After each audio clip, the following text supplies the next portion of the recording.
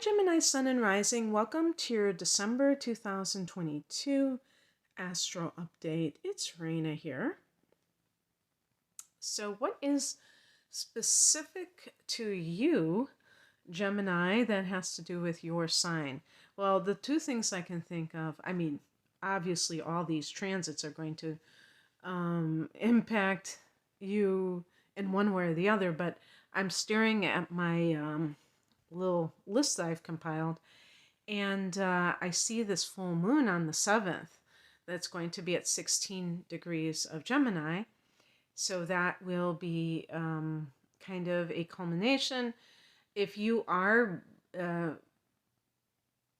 born around that 16 degree mark, that will be even more impactful. I'll get into all of this when I do it chronologically, but I just wanted to set the stage because you have that and you also have Mars retrograding. And as I recall, I don't have it in front of me, but I believe that the Mars retrograde will form a conjunction with this full moon, which is very interesting because last month we had the Taurus lunar eclipse, which is a powerful full moon forming a conjunction with retrograding Uranus.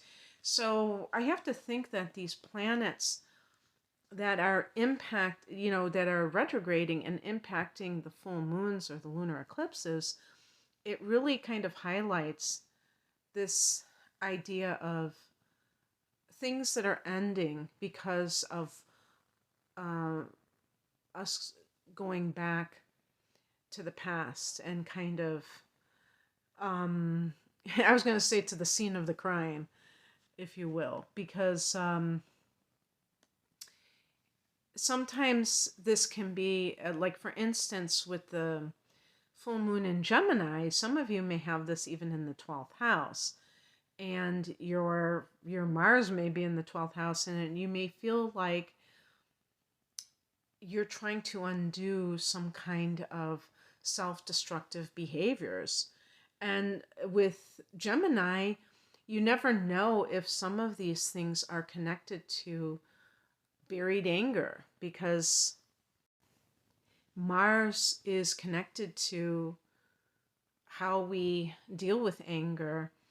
And Geminis and other air signs don't really like to deal with strong emotions like anger, because you prefer to live in a very detached state.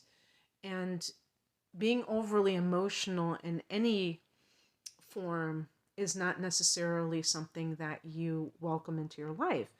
And so that might come out when people think like that. Sometimes that can affect them where they take it out on themselves. And so the 12th house can be negative patterns, addictions, self-defeating patterns, I should have said. And addictions are one of them, because the 12th house is Neptune's domain. Escapism can definitely be a theme of the 12th house. But also, spiritual types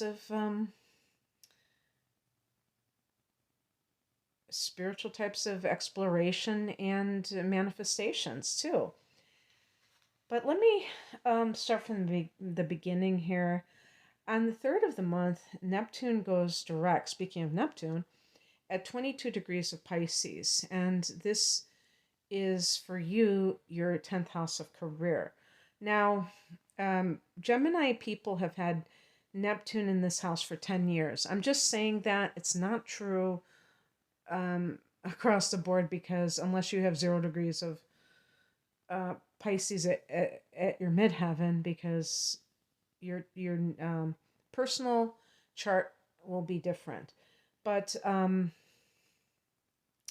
this for Gemini can be a hot mess, because you're already somebody who is capable of wearing different hats, and you're already a chameleon and that kind of thing. And you may like to do different things. You may love the fact that you are a cook, like maybe you are a chef, and then you're also a writer or something like that, that you have multiple things, that you can multitask and that you have multiple types of income streams or just things that you do.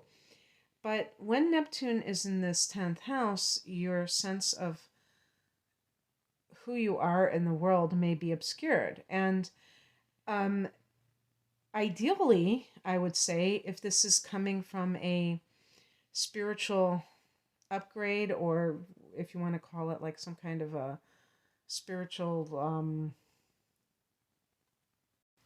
awakening, this would be something that would be welcome. That is not a bad thing at all. But the problem is that in this 3D reality, a lot of times we're constantly being asked what we do, so that other people can define us. And so it may have been a very difficult time to feel like you know who you are.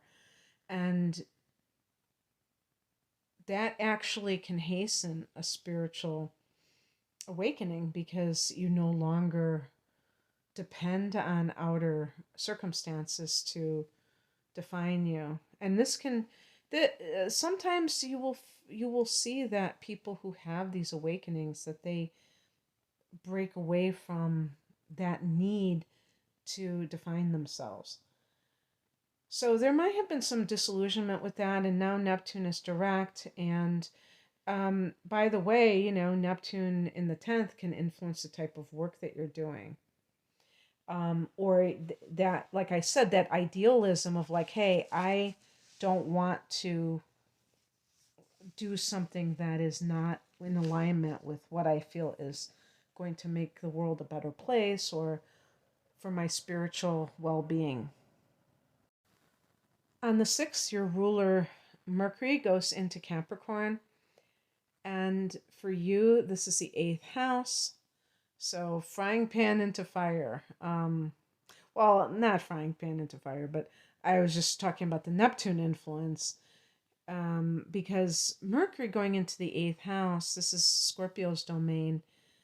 You happen to have it in Capricorn, but it's that theme of the occult, the secrets of the universe. It's a very penetrative intellect, not the kind of social media type of casual, gossipy influence that your sign has, which is kind of fun and frivolous, but in a fun kind of way. That's what social media is all about. We're not looking for something ponderous, and there is a place for that. But this is also you exploring it at a deeper level. Now, of course, you have Mercury going to Capricorn every year. But this is going to be, now that I think about it, I believe this will be the last time that you'll have Mercury in the same sign as Pluto, in Capricorn in particular, in this house. So, because because Capricorn is going into Aquarius, but it will retrograde, so I might be wrong about that. And it's very slow moving. But in any case, this can be a time of looking deeper than the surface at your life for a particular reason. Gemini, you've had Pluto here, so this has already been a theme for you since as early as 2008. And this has no doubt left many of you changed psychologically, hopefully for the better, because this can excavate a lot of inner demons, and not just hopefully not just excavate them, but obliterate them over the past 15 years. So Mercury going into this house is causing you to think deeper about life. On this, also anything to do with like paperwork that has to do with wills, other people's money, shared money, loans might be coming, you're having to take care of. On the 7th, that full moon in your sign. So letting go of something, being aware of something that has an impact on either your outer self, your persona, your body, how you carry yourself, or if you do have it in the 12th house, that way of the unconscious memories that produce a certain habitual response that I think a lot of the addictions and the negative patterning comes from past lives. The 12th house can be about this, and it's about breaking free of that. And having that awareness, that's what a full moon can do as well.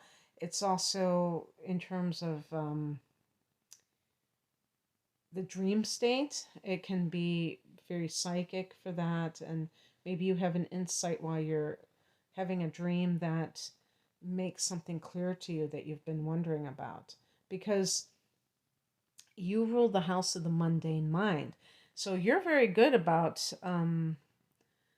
the way things are in this world, but you may overanalyze any kind of spiritual experiences that you have and kind of shut the door on those things instead of really seeing what they are all about. On the 9th, Venus goes into Capricorn, so Venus is going into that 8th house. This could be money. Venus can be money coming from other people, an inheritance, a divorce. Yeah, and actually, the Sagittarius energy activates that 7th house of committed partnerships, so something along those lines, but also lawsuits, legal matters, that is also 7th house. On the 20th, Jupiter goes back into Aries. So Jupiter, like Neptune, has been in the 10th house. So it's not all confusing. Some of it has been very fortunate for you. And now it's in this area that is forming a sextile. Rather than squaring you off, it's forming a sextile, which is a cooperative angle from the 11th house. And it really speaks to your dreams, your long range goals.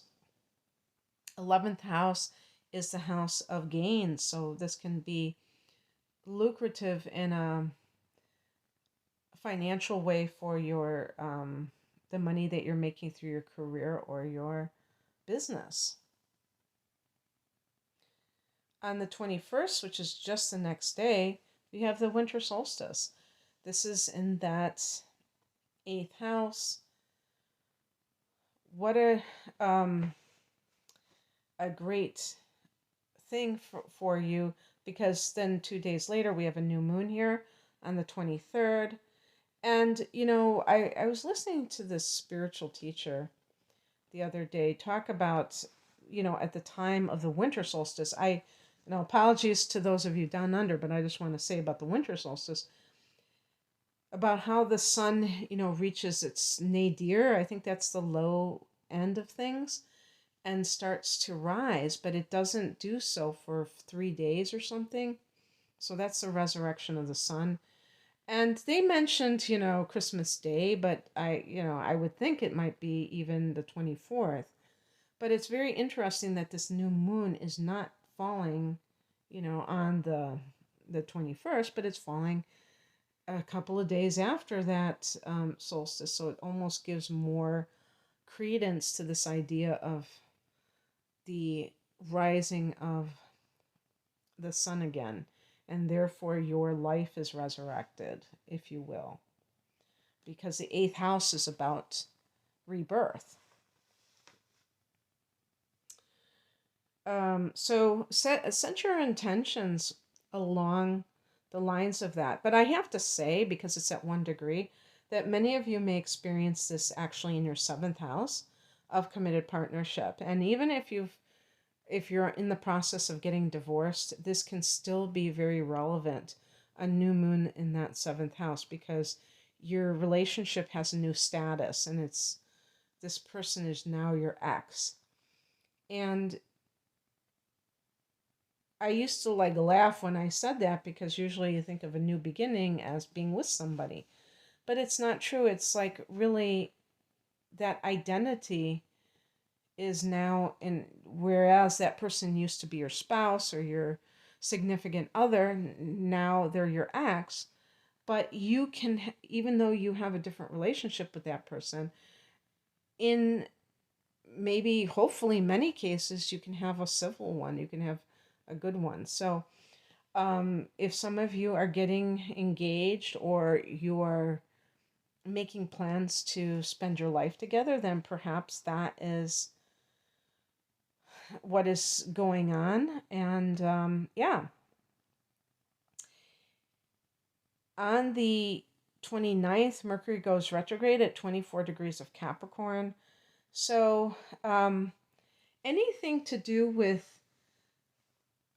any kind of like money that is either you're sharing with others, such as a will, or a, if it's money that you've gotten like a loan, know in advance that there might be some kind of complications with that. And by knowing in advance, if you haven't signed any documents yet, do so with full awareness of what you're signing, and make sure that everything is on the up and up, because maybe this won't transpire. But in any case, the Mercury retrograde is just a few weeks long, and then at some point after that, or hopefully before that, because I've had things happen during a Mercury retrograde that get rectified at that time, you can be on your merry way. And Mercury is going to go direct, I think it's on January 18th or so. And so we go into the new year with a Mercury retrograde, which means that many of us may not feel like, wow, this is fresh new energy. We may be still dealing with some hangover effects from 2022, but I'm really looking forward to 2023. I don't know about you. I've already seen a lot of the energies because I've been doing personal readings for people. And I actually have been doing a lot of deep dive readings, which are a package deal. And I analyze somebody's natal chart for an hour at least, and then I do an hour at least of upcoming transits that I deem important for people to know about 2023. And there's some wonderful ones. So if you would like, that's like a special discounted price, that particular double reading called my deep dive reading, and I have other readings. You can click on the link below for more information and to order. I hope you have a great month. Gemini, take care. Bye.